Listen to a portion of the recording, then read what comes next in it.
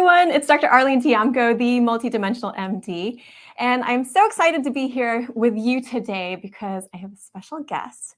This is Mary Hyland, and she's a medical resident, and I'm going to tell you a little bit more about her.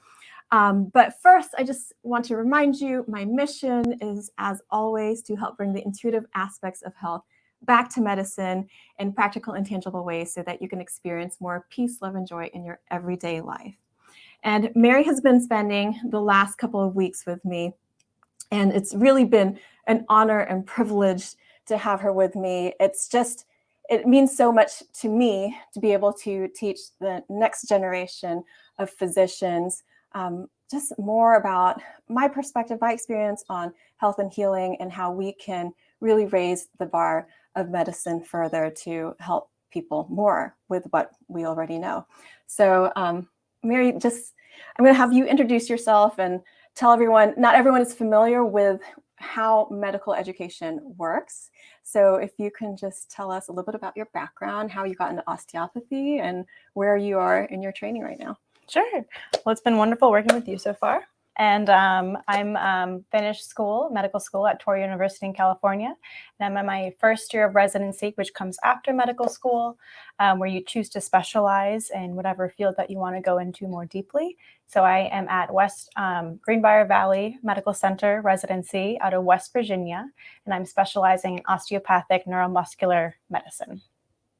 So that's great. And in case you're wondering, because I'm an MD, so I came to osteopathy in a more roundabout way. So I went in after my pediatric residency and after an integrative medicine fellowship. And then I started hanging out with the osteopathic physicians, and that's how I learned. So I didn't have the opportunity to go through this kind of residency and training and hands-on treatment and healing. So I just thought it would be really neat for everyone to hear more about it and how that process works, and just learn about like concepts that you can also incorporate into your own lives.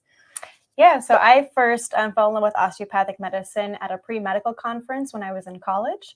And there was this woman who had someone come up and volunteer to get treated, and he had a football injury, and he was out of options. His doctor had maxed out of his dose of pain medications, and so he volunteered to go up there, and in 5 minutes she walked through what she was doing and how she treated it, and I was just sold after that. I went home back to college, and I shadowed a cranial osteopath for one afternoon, and he had each of his patients tell me their journey to cranial osteopathy. And I was absolutely blown away by the results. That was their last resort for all of them. And so I decided to only apply to osteopathic medical schools, seeing as how the care that they needed would only be addressed by osteopathic physicians. And so I applied to osteopathic medical schools, and then becoming more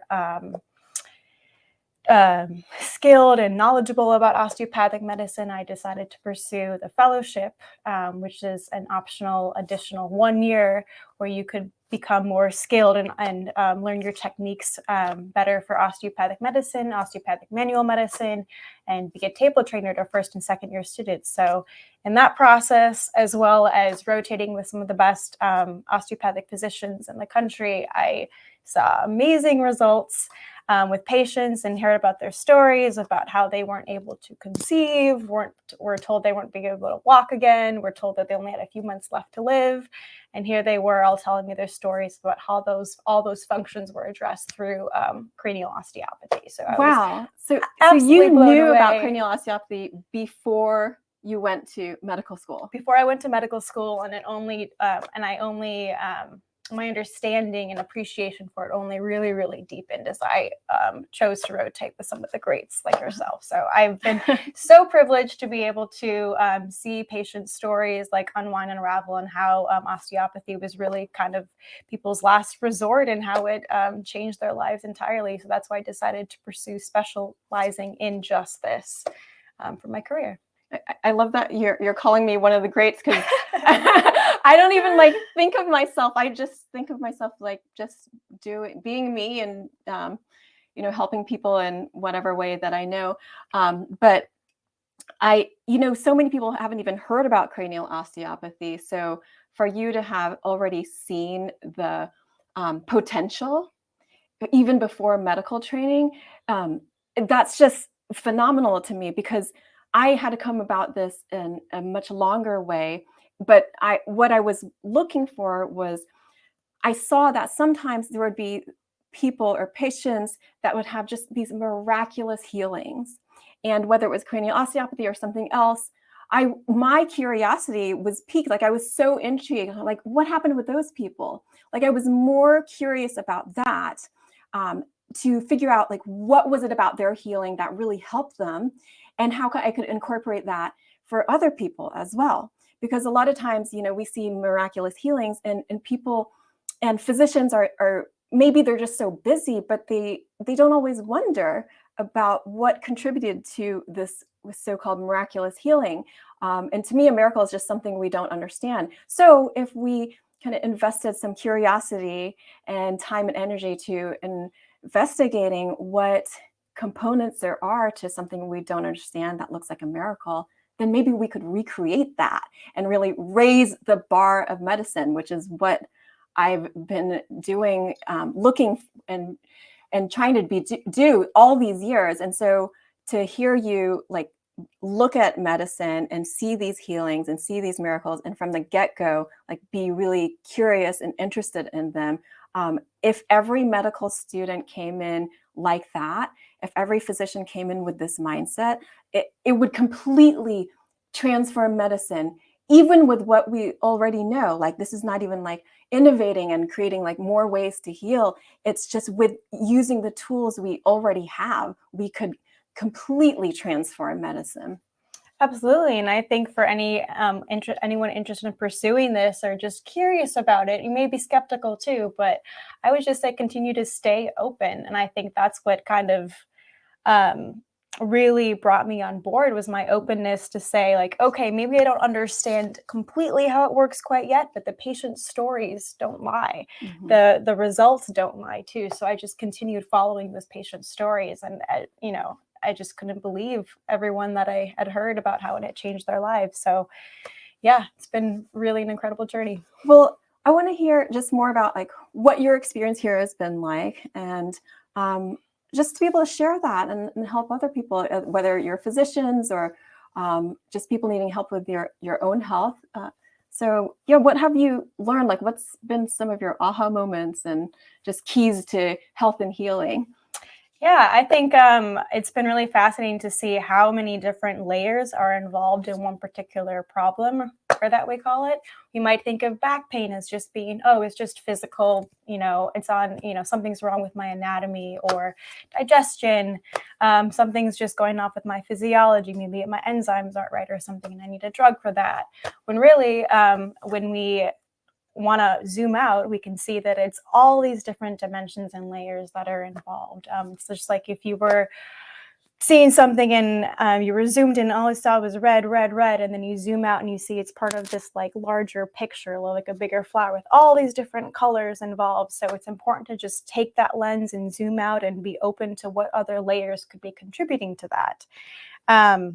And so I'll use a personal example. When Dr. Diamco treated me, I had issues with like cognitive like processing, focus, presence, that I wanted help with. And I had other people kind of help a little bit with that before, and we'd addressed it from an anatomical standpoint. But Dr. Diamco, what I found was interesting, that in my ethmoid bone, which is one of our cranial bones right in the center of the face, it was stuck in that was a particular emotion that I had when I was 1 or 2 years old.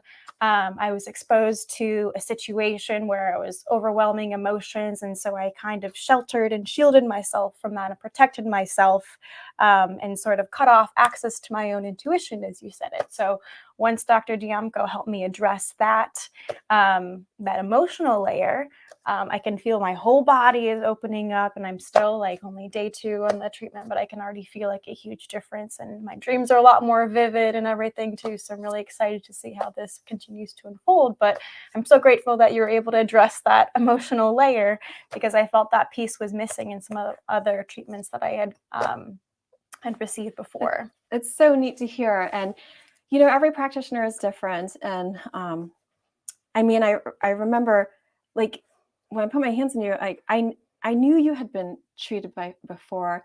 And so I'm not like really claiming all of that, because it was all of these other experiences, that what you've been doing to help Absolutely. yourself and through the whole journey. And then here's this one layer that perhaps wasn't as touched as other layers, but it's like everything. It's like everything in your life matters, and it has some sort of influence on your health.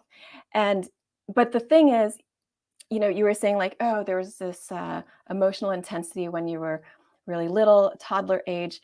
The thing is that you are so resilient any age, like you are, anyone is. So it's okay if you've been through stuff. Everyone's been through stuff in your life. I mean, there's always going to be like ups and downs. There's always going to be stressors. There's always going to be like family stuff, relationship stuff, everything. Everyone goes through a whole human experience. So the point is like to tap into the resilience that is also in every person. And so this for me is like what osteopathy and cranial osteopathy and the stillness and health and healing is really all about.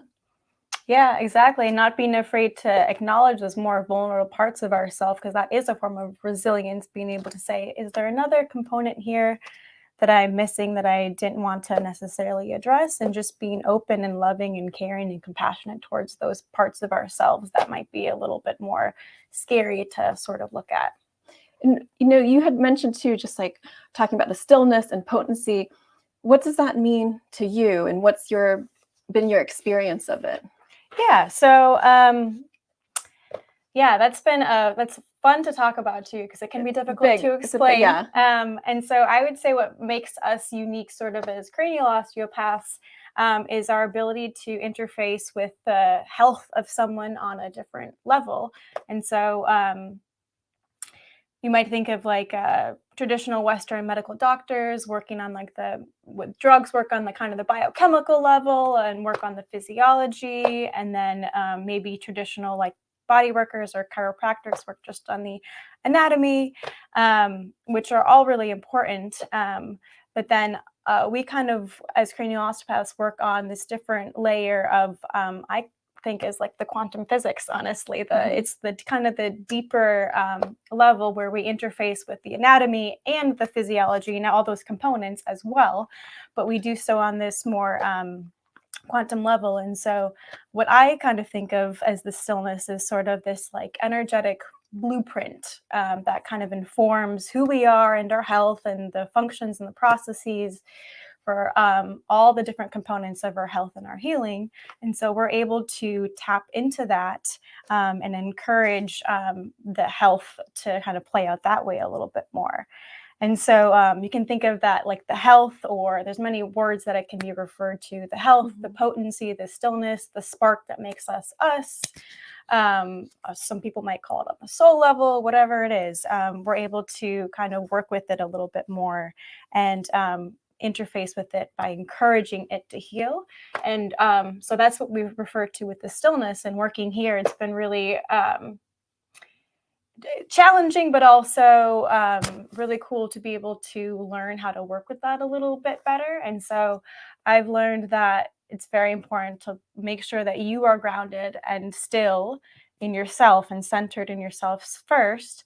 And then only when you can do that and rooted and feel connected to the ground and connected to the sky above and everything, you can sit back and sort of ask for the if it's okay to work with that person's health and their potency, their stillness.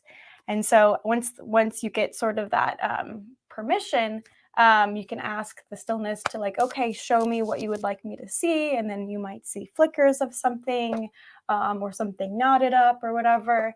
And what's really important, and I think is also challenging, especially as many of us who decided to pursue medicine in the first place, is we want to rescue. We want to go in and put out the fires and do all these things. But really, that's actually counterproductive because the stillness it tends to want to work itself out, which might be a difficult concept to grasp. But if you can imagine that you're looking to go into someone to ask for advice, and your friend is like, oh, what can I do? What can I help? All these things are wrong. Da, da, da. You want to shut down and back off. And that's the exact same way when someone's health and when they're laying on the treatment table. So it's very important to give that space to their health and stillness, and to just kind of be an overall like observer to it, and just have the humility and the ability to surrender and say like, I'm here to support you, whatever you need, show me how.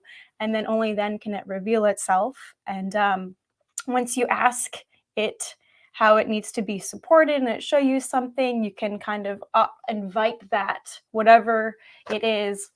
I'll use the term problem lightly, but whatever needs to be worked out, you can invite that to the stillness. And I don't do anything. That's been the hardest part, because I want to, you see, it's like, oh no, I want to help this person.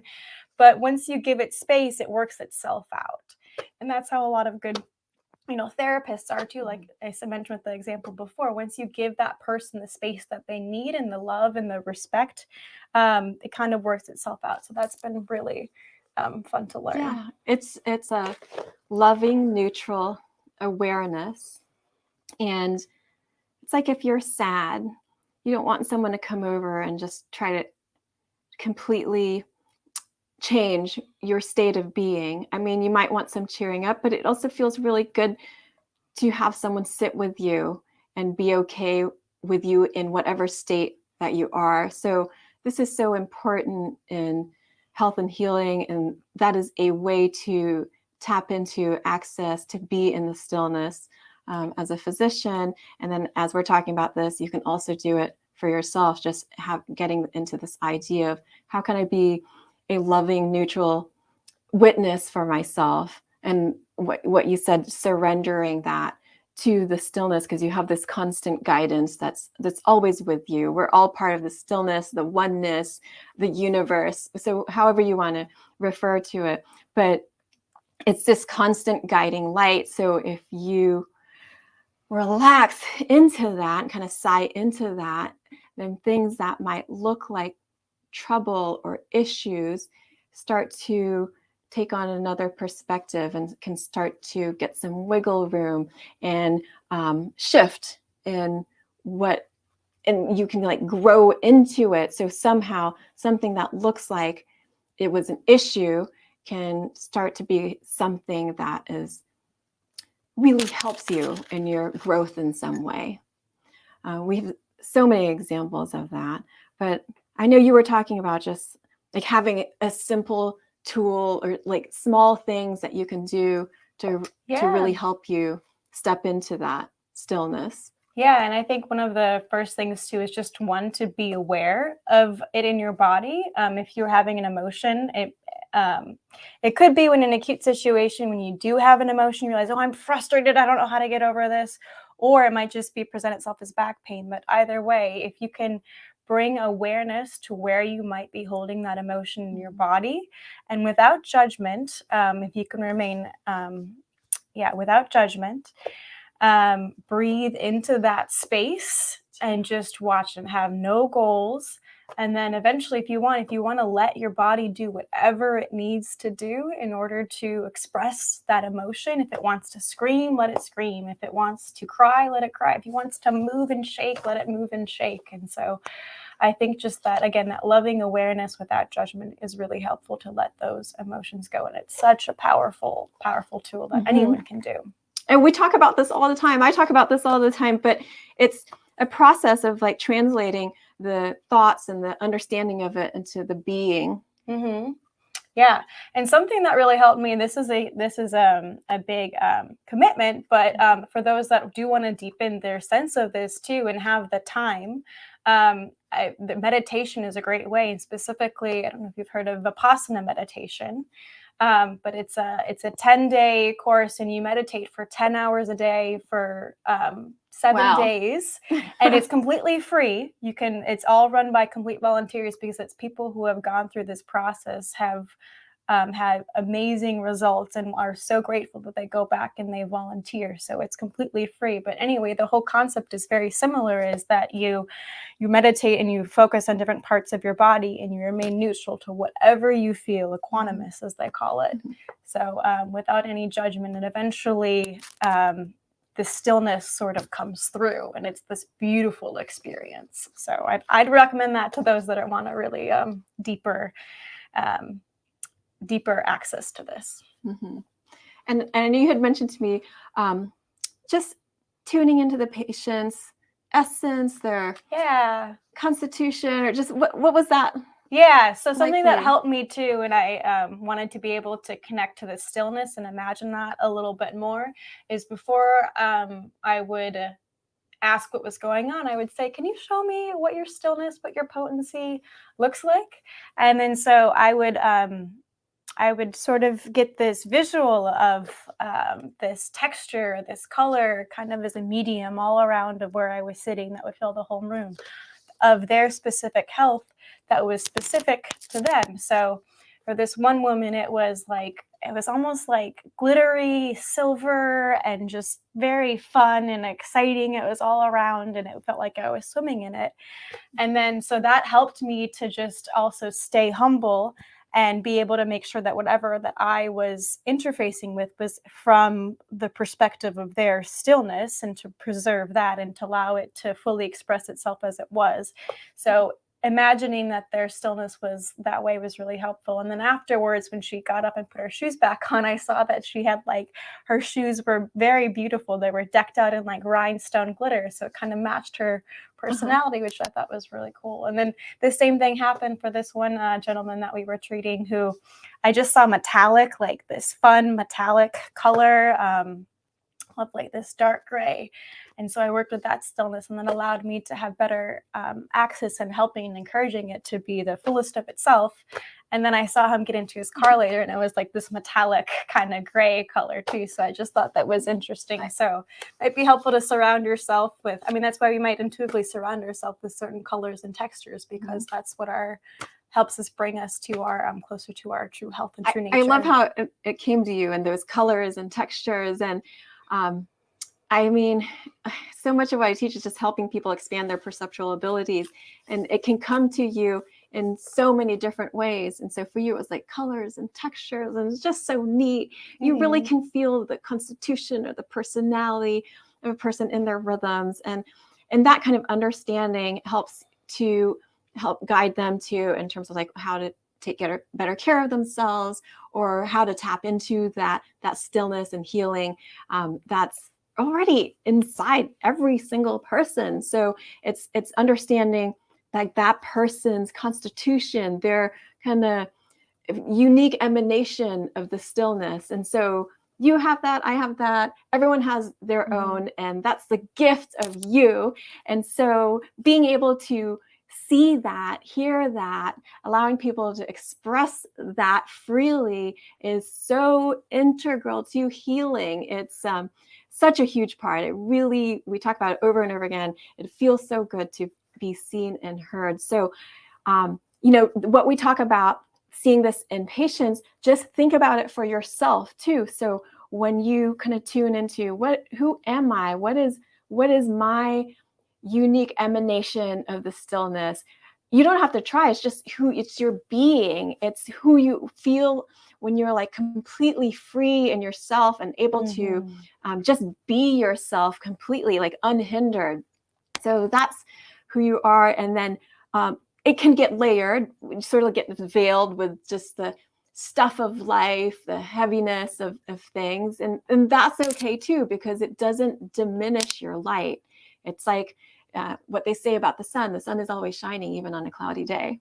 So to realize that, and to be able to tap into it. Yeah. So I really like that too, and I like what you said about it being veiled too, because it can be, but then you can do all sorts of things to like dancing is one way to do things that bring you joy sort of every single day, because that inherently helps you kind of just shake off stuff in the veil a little bit and have that light kind of shine brighter and brighter too. So another simple tool to do is just do something that brings you joy. Well, this has been so great. Thank you, Mary. Thank you so much. I love to hear it, like just from your perspective and from other people's perspectives, because if we share like this, you know what it helps us do is to expand our own perspectives. And anytime you feel stuck, it's a really great idea to expand your perspective. And sometimes expanding your perspective means listening to another's. So really appreciate you. And I know that you're interested in medical education. So we have a lot to talk about and how we want to like just help move things along and help teach the medical students and residents faster.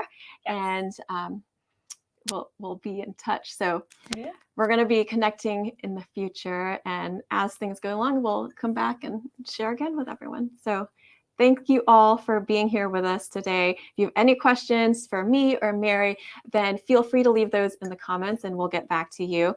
If you'd like to connect with me further, you can on Instagram at All Worlds Health, on Facebook, All Worlds Health and Pediatrics, or you can sign up for my e-love letters. I send them out once a week on Wednesdays on my website, allworldshealth.com. So lots of love to all of you.